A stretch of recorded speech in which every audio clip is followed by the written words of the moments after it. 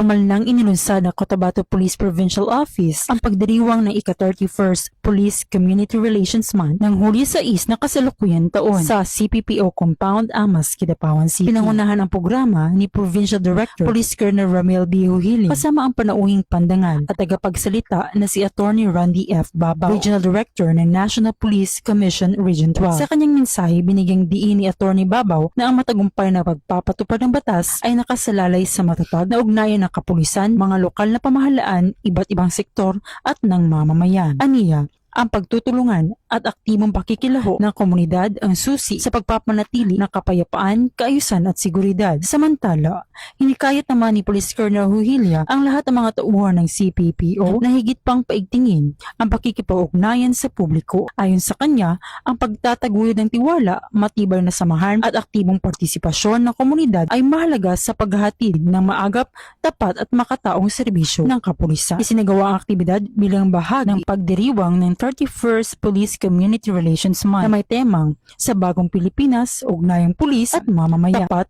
maasahan at nararamdaman ng bayan. Layunin itong higit pang palakasin ang kooperasyon sa pagitan ng pulisya at ng komunidad upang makamit ang mas ligtas at mapayapang lipunan. Dito sa Cotabato Police Provincial Office, ako po si Police Corporal Bernadette Himalaya Camino, nag-uulat mula sa Police and News Network. Bagong PNP para sa bagong Pilipinas, serbisyong mabilis, tapat at nararamdaman.